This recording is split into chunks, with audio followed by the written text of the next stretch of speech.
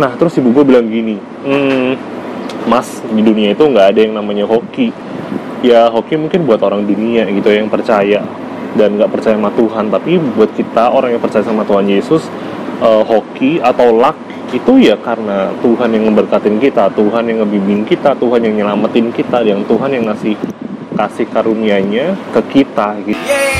Salam sahabat Kristus dimanapun kalian berada, ketemu lagi dengan saya David Channel. Gue udah jalan bersama kita. Tuhan Yesus baik. Sebelumnya kita intro dulu.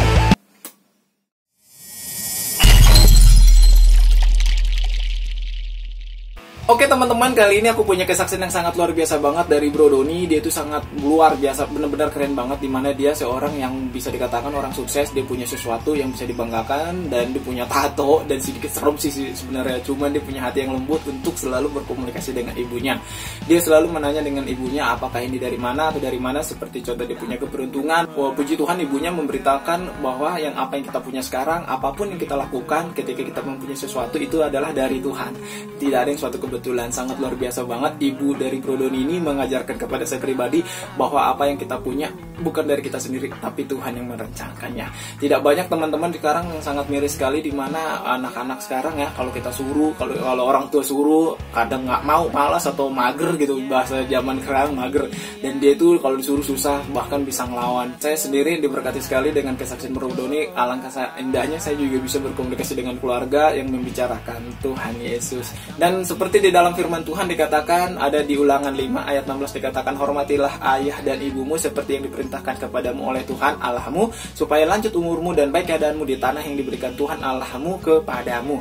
So teman-teman, sangat memberkati sekali setiap kita berjalan, kita bersama Tuhan, supaya kita mendapatkan janji Tuhan yang sudah dikatakan, supaya lanjut umurmu dan baik keadaanmu. Ingat lagi, dan baik keadaanmu, seperti kesaksian Bro Doni. Nggak jarang juga gitu seorang orang tua sekarang yang sangat tidak peduli ya kepada anaknya ya, dimana juga belum lama saya bertemu dengan orang tua ya, yang saya tanya ketika dia mempunyai anak yang diperbolehkan untuk pindah agama, untuk pindah keyakinan gitu, kepercayaan yang tadinya dia percaya Yesus, dan orang tua ini membolehkan.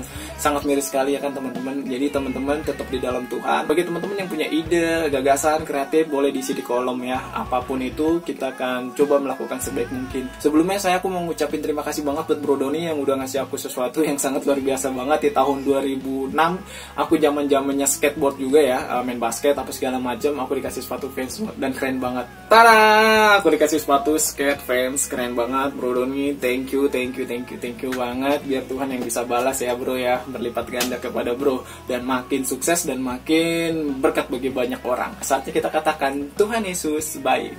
Bye.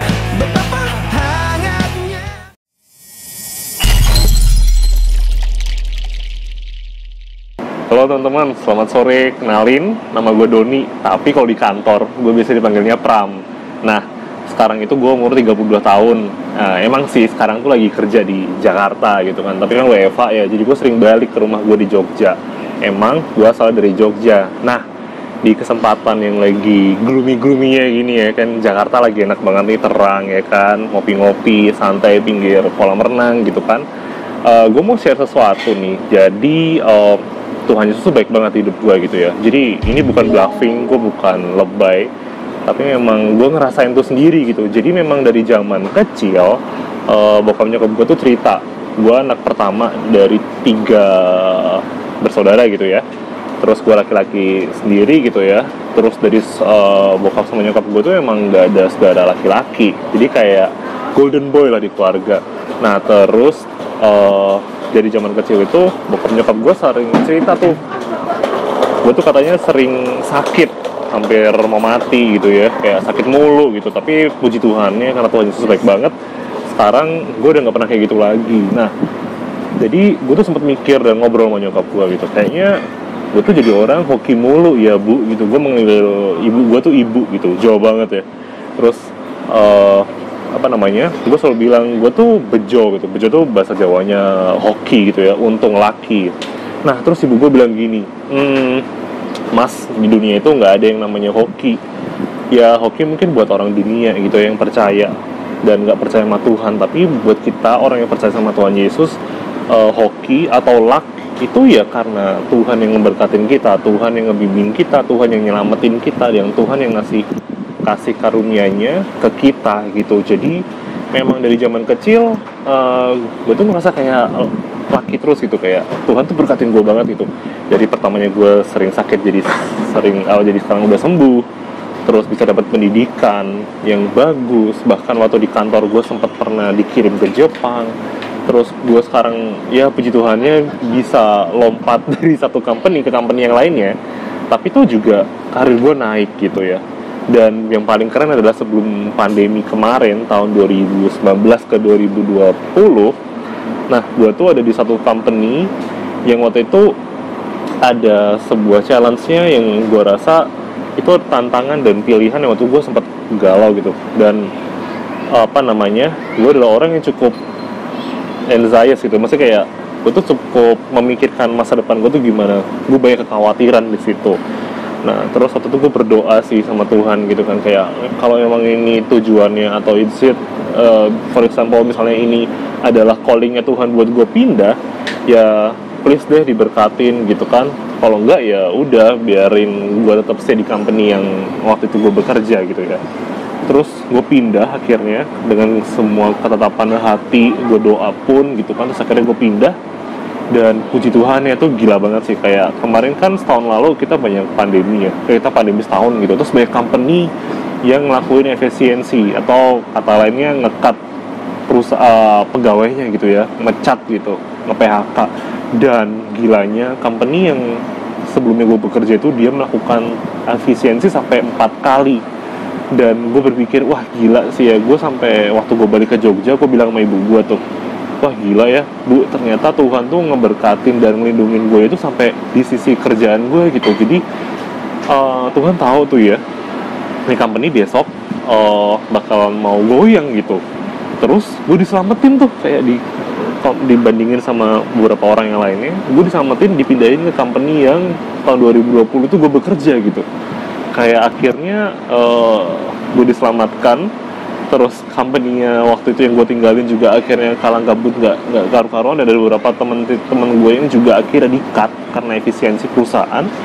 Terus akhirnya, tapi di sisi lain di company yang baru itu karir gue makin baik.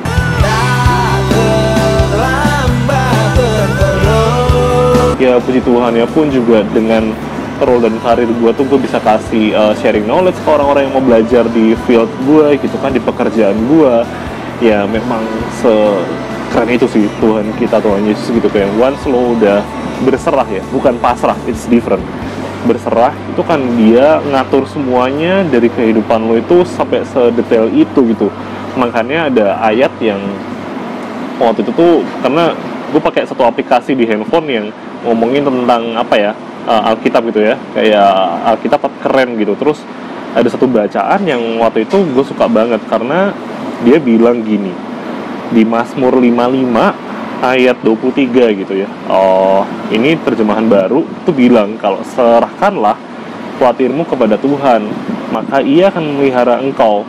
Karena Tuhan itu nggak akan selama-lamanya dibiarin orang yang percaya sama Dia itu goyah atau bahkan ragu gitu. Jadi gila sih, nggak cuma masalahnya doang yang di-tackle atau yang di-solve sama Tuhan, tapi keraguan lu itu juga diselesaikan sama Tuhan. Jadi once, kuncinya adalah berserah, punya iman, tapi ingat harus kerja keras dari sisi kita sendiri. Doa doang, beriman mulu, keluar gue punya iman, tapi you do nothing, ya sama aja. Yang penting kita harus keluar, tumbuh, beriman. Terus kalau misalnya udah dapat berkat, jangan lupa di-share sama orang, biar orang bisa ngerasain berkat yang kita alamin juga. Oke, mungkin sekian dulu kesaksian singkat dari gue sore ini, karena bentar lagi gue mau ngopi nih. Gue tiap sore harus minum kopi biar melek gitu ya, biar happy moodnya.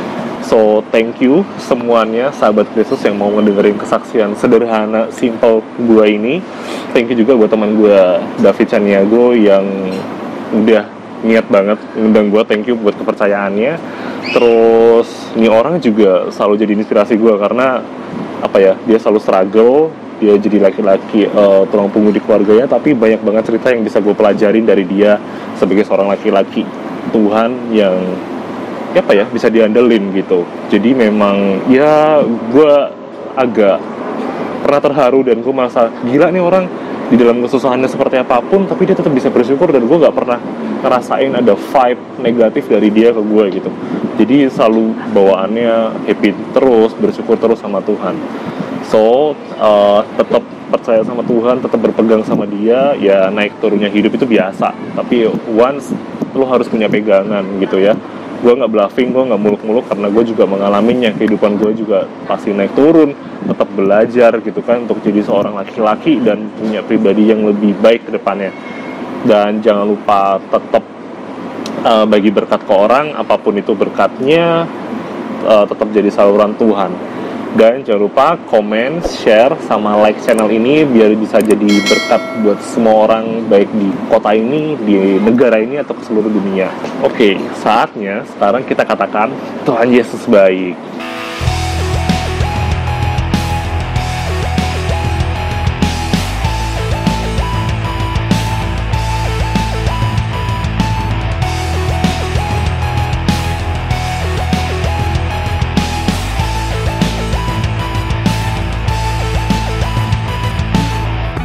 Takut ku merasakan, ingin segera ku berlutut di saat ku melihat kebesaran-Mu.